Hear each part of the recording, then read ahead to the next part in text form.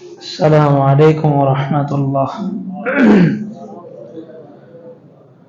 গতকালকের আলোচনা ছিল যে প্রত্যেকটা মুসলমান দাওয়াতের একটা মেজাজ তৈরি করা।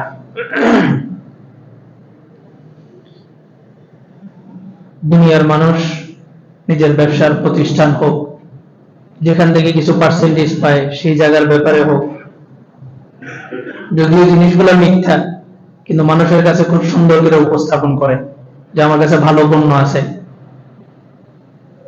কিন্তু প্রতিটা মানুষের, প্রতিটা মুসলমানের অভ্যাস এটাই হওয়া দরকার, যেখানেই বসবে সেখানে ইসলামের কথা আলোচনা করবে। গতকালকে বলছিলাম যে ধর্ম হিসাবে পৃথিবীতে ধর্ম আছেই একটা, সেটা হচ্ছে ইসলাম। এছাড়া আর কোনো ধর্ম নাই। আল্লাহ বলছেন ইন্না দীনা ইনদাল্লাহিল ইসলাম, ইসলামই একমাত্র ধর্ম। যাবো আমি ঢাকায়, তো আমি সোজা মেন রোডে যেতে হবে। ডানে বামে অনেক রোড ঢুকছে, এগুলো আমার দেখার বিষয় না। আমি যদি আমার গন্তব্যে যাইতে হয় তা আমি সোজা রাস্তায় চলতে হবে। আর যদি যাওয়ার পথে আমি চিন্তা করি যে এই রোডটা কোথায় গেল, এটা কোথায় গেল, তা আমার গন্তব্যে পৌঁছতে পারবো না। তা আমাদের জান্নাতের চলার রাস্তা একটাই, এটা হচ্ছে জান্নাতের সোজা ইসলামের রাস্তা। বাহিরে খ্রিস্ট ধর্ম, কাদিয়ানি মতবাদ, যত ফেরকা আছে এগুলা দেখারও সময় নেই। আমার ইসলামে যেটা আছে, হুজুর মা আতাকুম, যেটা রসুল নিয়ে আসছে এটাকে ধরো, আর যেটা রসুল বিরত থাকতে বলছে এটা থেকে বিরত থাকো। এখন সমস্যাটা হয় কি, দাওয়াতের মেজাজটা হয় না কেন, আমরা দাওয়াতটা দিতে পারি না কেন? সর্বপ্রথম হচ্ছে আমার ভিতরে সমস্যা। আমি সারাদিন সুদের কাজ কারবার করি, তা আমি আরেকজনকে কিভাবে বলবো যে ভাই সুদটা হারাম, সুদটা খেও না? সারাদিন মানুষকে গালাগালি করি, তা আমি কিভাবে আরেকজনকে দাওয়াত দিব যে ভাই গালাগালি করো না?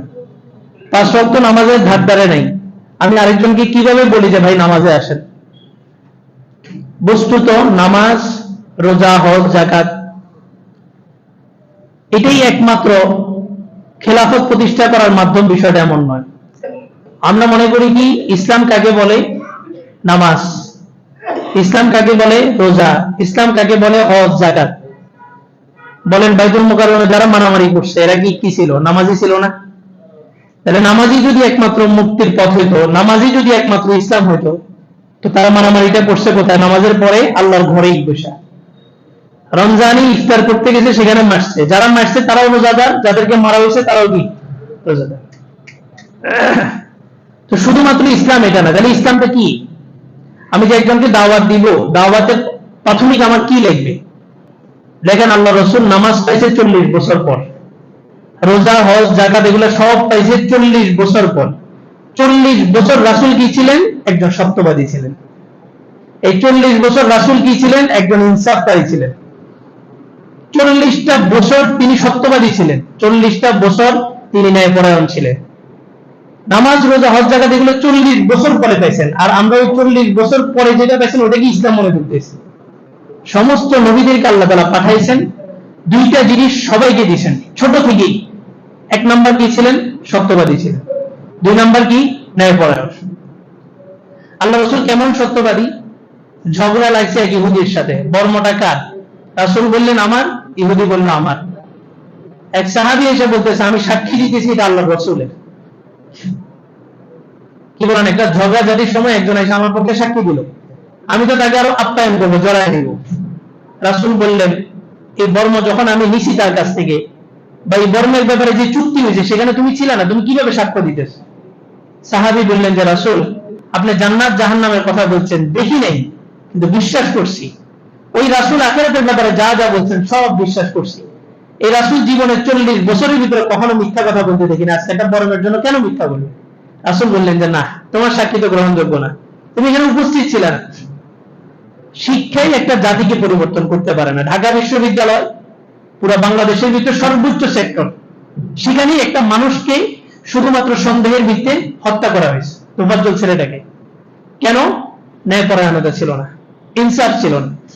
নামাজ, রোজা, হজ, যাকাত এগুলো পরে, আগে আমি ব্যক্তি গঠন আমার ভিতরে আনতে হবে সত্যবাদী। একজন মানুষ সারা জীবন সত্যি কথা বলছে, কখনো মিথ্যা কথা বলে না, একদিন মিথ্যা কথা বলে ধরা গেছে। সমাজের মানুষ তাকে মৌত পর্যন্ত কি বলে? মিথ্যাবাদী। কখনো সে চুরি দেরি করে নাই, একদিনই করছে, একদিনই ধরা গেছে। সমাজের মানুষ মরণ পর্যন্ত তাকে কি বলে? চোর বলে। এই জন্য নিজের ক্যারেক্টার, নিজের একটা হাই প্রোফাইল, আরো আগে থেকে বলে আসছে যে প্রত্যেকের জায়গা থেকে একটা প্রোফাইল তৈরি করেন। এইটাই প্রোফাইল, কখনো মিথ্যা কথা বলবেন না, যেখানেই যেটা হবে ইনসাফ কায়েম করবেন। আর এই দুইটা জিনিস আল্লাহ নিজের গুণ। আল্লাহ নিজেই বলেন হারাম তো আলাইয়া জুলমা, আমি আমার উপরে জুলুমকে হারাম করছি। এই কারণে সমস্ত নবীদেরকে পাঠাইছেন, কি দিয়েছেন? দুইটা জিনিস। এক নম্বর হচ্ছে সত্যবাদী, সততা। দ্বিতীয় নম্বর কি ছিল? ন্যায়পরায়ণ, ইনসাফ। প্রতিটা মানুষ, মুসলমান হোক, খ্রিস্টান হোক, যে কোনো জাইনের ব্যাটালিয়ন সদস্য যারা আছেন, একটা স্বৈরাচারী শাসকের আন্ডারে থেকে কি করছেন? বেইনসাফি করছেন।